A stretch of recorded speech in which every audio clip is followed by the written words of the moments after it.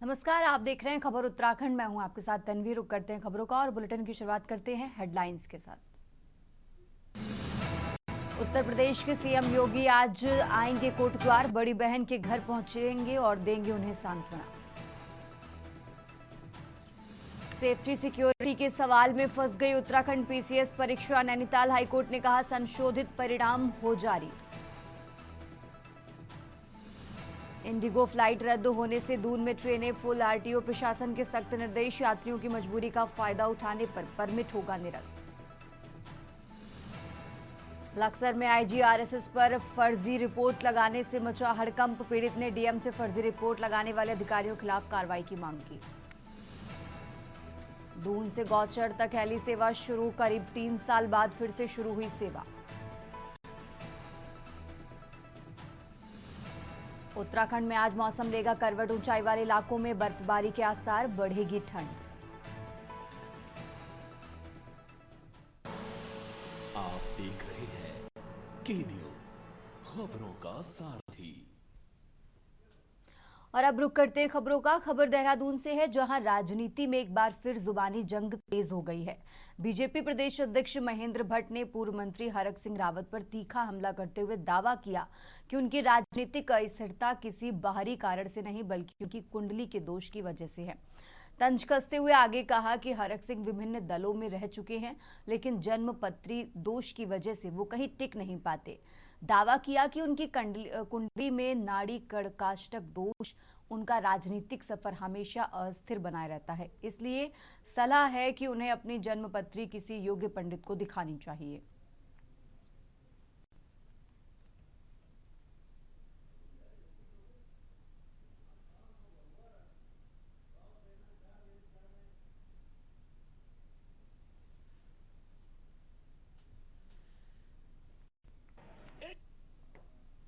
हरक सिंह रावत जी औरों के हाथ तो देख रहे हैं, लेकिन कभी उन्होंने अपनी कुंडली नहीं जुड़ाई।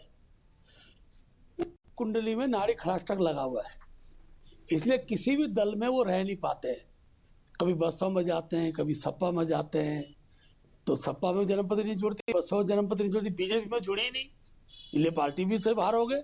और कांग्रेस में भी उनकी जन्मपत्री जुड़ने वाली नहीं है। नाड़ी खड़ाष्टक बड़ा दोष होता है, और वही दोष जो है उनको कहीं टिकने नहीं देता है। तो पहले वो अपनी जन्मपत्री किसी ठीक ठाक पंडित को दिखाएं। वैसे तो मैं भी पंडिताई का काम अब करता नहीं हूँ, लेकिन मैं उनकी जन्मपत्री बिना देखे बता सकता हूँ। नाड़ी खराष्टक दोष बहुत जल्दी खत्म होने वाला नहीं। और अब आगे बढ़ते खबरों में, हरिद्वार जिला अस्पताल से शर्मनाक लापरवाही उजागर हुई है। पोस्टमार्टम के लिए मोर्चरी में रखे गए शव को चूहों ने बुरी तरह काट दिया। यहां तक कि मृतक की एक आंख तक चूहे नोच ले गए। सुबह जब परिजनों ने शव का चेहरा देखा तो हालात देखकर गुस्सा फूट पड़ा और अस्पताल परिसर में हंगामा शुरू हो गया। 36 वर्षीय लखन शर्मा उर्फ लक्की का बीती रात निधन के बाद शव मोर्चरी में रखा गया था, लेकिन रात में डॉक्टर उपलब्ध न होने और मोर्चरी के फ्रीजर खराब होने की वजह से शव सुरक्षा में गंभीर चूक हुई है। परिजनों के मुताबिक न सिर्फ फ्रीजर काम नहीं कर रहा था, बल्कि उसका पिछला हिस्सा खुला हुआ था, जिससे चूहे अंदर घुस गए।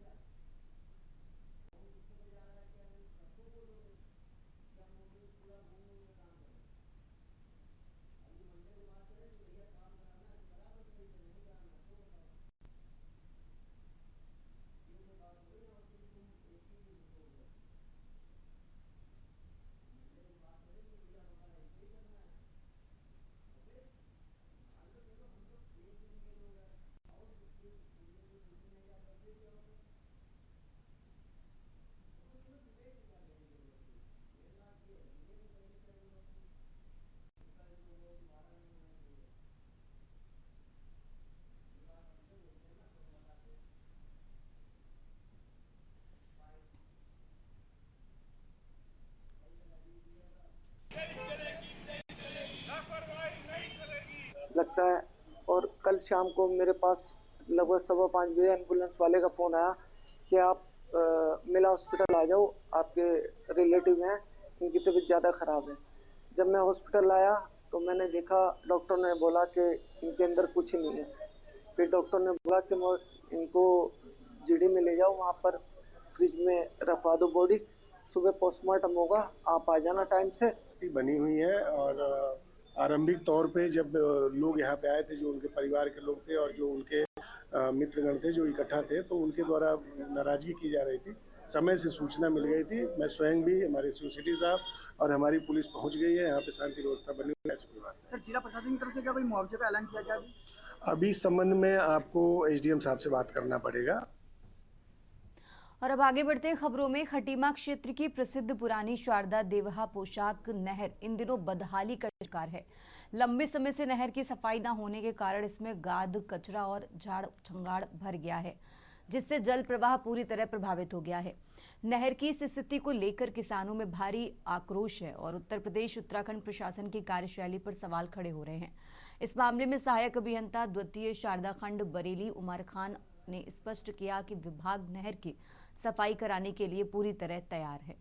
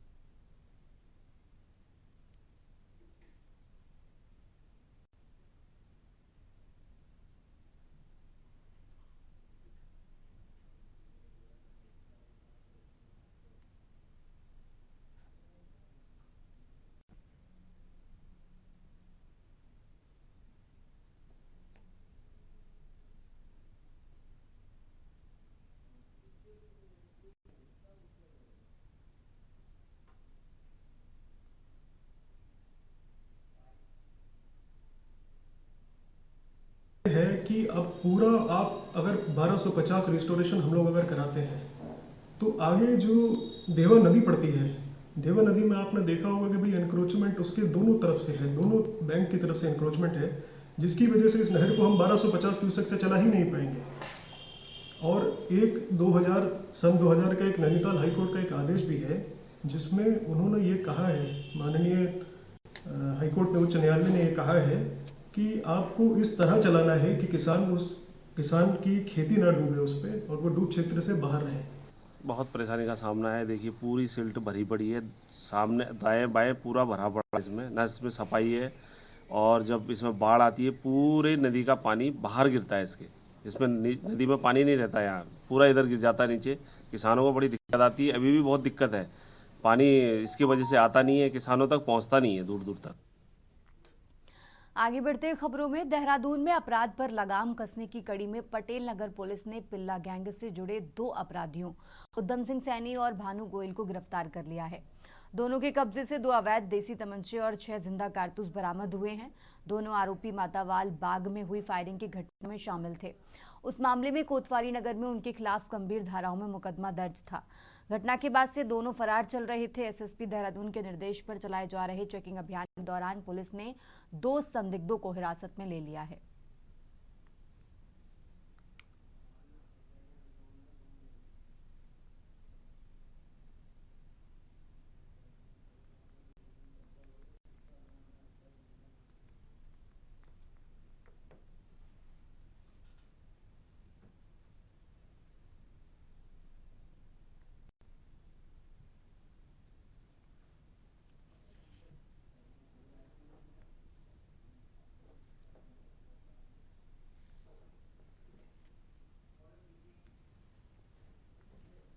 रुक करते हैं अगली खबर का। देहरादून की पटेल नगर पुलिस ने 2 अलग अलग घरों में हुई चोरी की वारदातों का खुलासा करते हुए नौकरानी रिंकू पासवान को गिरफ्तार कर लिया है।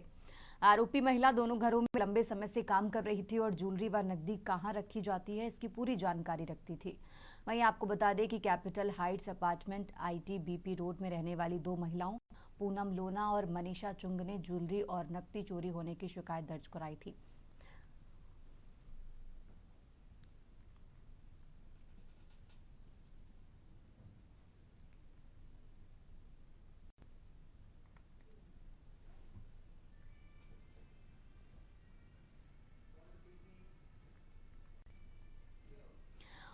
खबर लक्सर से है, जहां कांग्रेस की दिल्ली में 14 दिसंबर को आयोजित होने वाली जन आक्रोश रैली की तैयारी को लेकर कांग्रेस कार्यकर्ता जुट गए हैं। हरिद्वार ग्रामीण क्षेत्र से कांग्रेस विधायक रैली के हरिद्वार ग्रामीण कोऑर्डिनेटर सतवीर चौधरी की अगुवाई में लक्सर नगर अध्यक्ष भगत सिंह चौधरी के आवास पर कांग्रेस कार्यकर्ताओं की बैठक आयोजित की गई। बैठक में विधायक अनुपमा ने कहा कि जिस तरह से देश भर में भाजपा ने वोट चोरी कर सत्ता हासिल की है, वो लोकतंत्र के लिए एक बड़ा खतरा है। उन्होंने कहा कि जनता की वोट की चोरी किया जा रहा है, जनता के अधिकारों पर सीधा सीधा कुठाराघात है।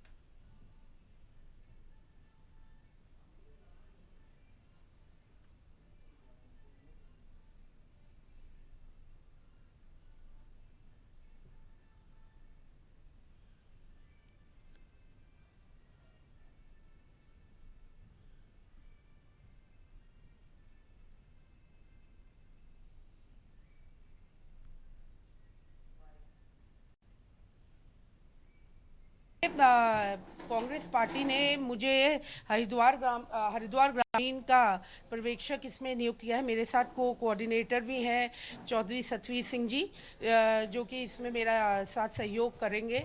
हमारे जिलाध्यक्ष जी हैं श्री बालेश्वर जी, और सभी हमारे वरिष्ठ जन हैं। डॉक्टर साहब हैं, हमारे अंकल हैं हाजी तस्लीम जी, पूर्व विधायक, बहुत सीनियर, सभी साथी हैं। हरिद्वार ग्रामीण जनपद की संख्या में समझता हूँ, वैसे तो पूरे प्रदेश से ही कार्यकर्ताओं में भारी उत्साह है दिल्ली की रैली को लेकर, जो आदरणीय खड़गे जी ने और माननीय राहुल गांधी जी ने जिसका आह्वान किया है। हम सब लोग आदरणीय हरीश रावत जी के नेतृत्व में, गोदयाल जी के नेतृत्व में, जो हमारे प्रदेश कांग्रेस के अध्यक्ष हैं, उनके दिशा निर्देशों में हमारी जो प्रभारी हैं कुमारी शैलजा जी, जिसको पूरे देश में राहुल गांधी जी के नेतृत्व में हम लोग जो है कांग्रेस चला रही है। और इस भारतीय जनता पार्टी सरकार ने जो हमको भीमराव अम्बेडकर साहब ने अधिकार दिए थे, उनका आज परिनिर्वाण दिवस भी है। मैं उनको नमन करता हूं, प्रणाम करता हूं। तो उस अधिकारों का भी इस भाजपा सरकार ने हनन करने का काम किया है। और अब आगे बढ़ते खबरों में, उत्तराखंड हाईकोर्ट ने बागेश्वर जिले के कांडा तहसील सहित अन्य जिले के गांव में अवैध खड़िया खनन में आई दरारों के मामलों में स्वतः संज्ञान लिए जाने वाली जनहित याचिका के अलावा 165 खनन इकाइयों से संबंधित याचिकाओं पर एक साथ सुनवाई करते हुए खंडपीठ ने अगली सुनवाई 11 दिसंबर की तय की है। कोर्ट ने 11 दिसंबर को सचिव खनन व अपर सचिव खनन को वीडियो कॉन्फ्रेंसिंग के माध्यम से कोर्ट में पेश होने के साथ ही रजिस्ट्री विभाग से कहा कि खड़िया स्टोन क्रेशर मालिक नवीन परिहार के खिलाफ जो मुकदमे विचाराधीन हैं, उनको भी सुनवाई हेतु जनहित याचिका के साथ सूचीबद्ध करें।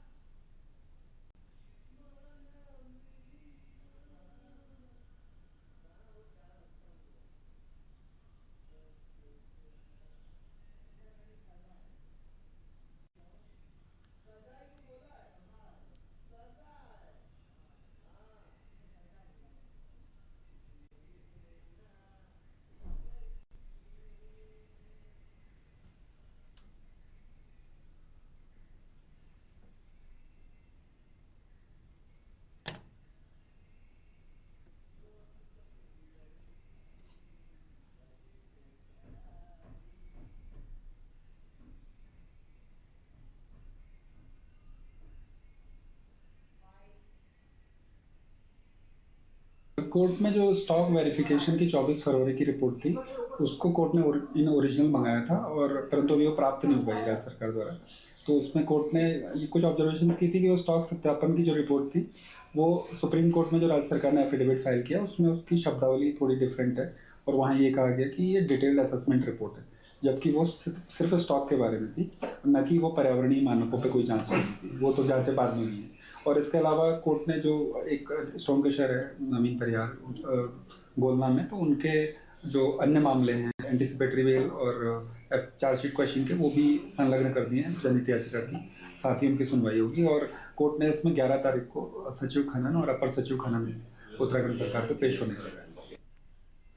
आगे बढ़ते खबरों में, सोशल मीडिया में नैनीताल के भवाली मस्जिद को लेकर वायरल हो रहे वीडियो का संज्ञान लेकर नैनीताल प्रशासन, वन विभाग और भवाली नगर पालिका ने लेते हुए मस्जिद क्षेत्र का निरीक्षण किया और जांच शुरू कर दी है।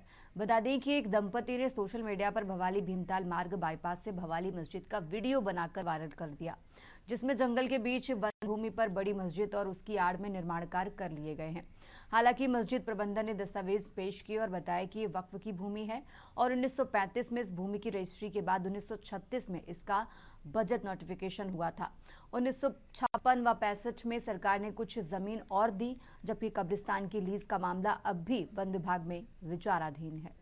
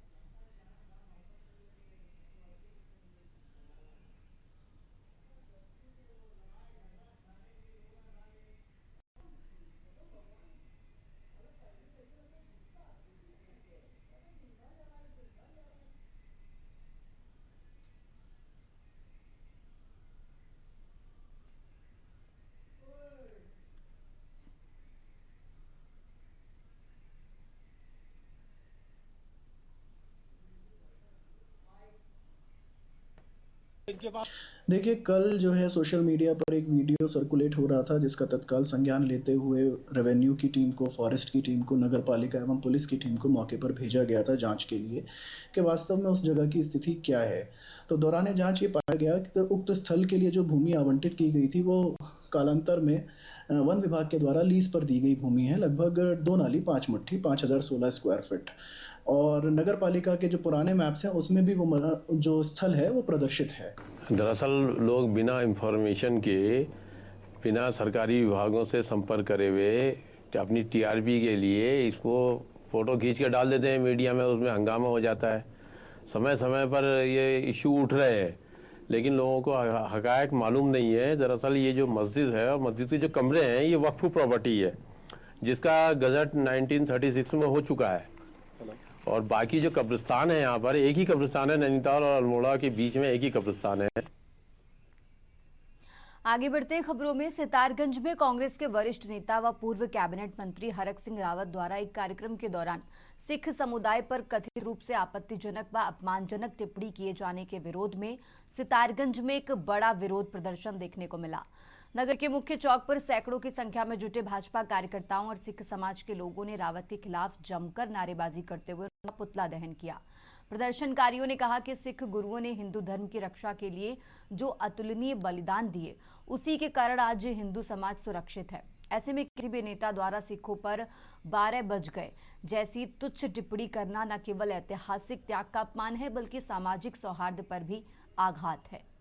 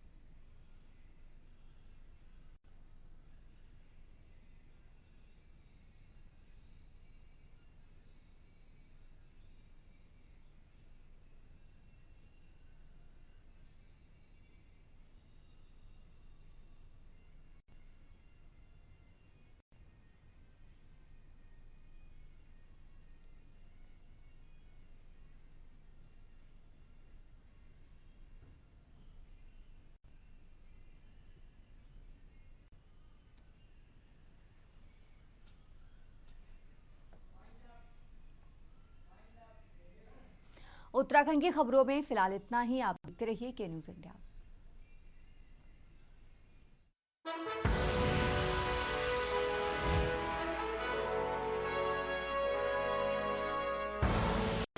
आप देख रहे हैं के न्यूज़, खबरों का सारथी।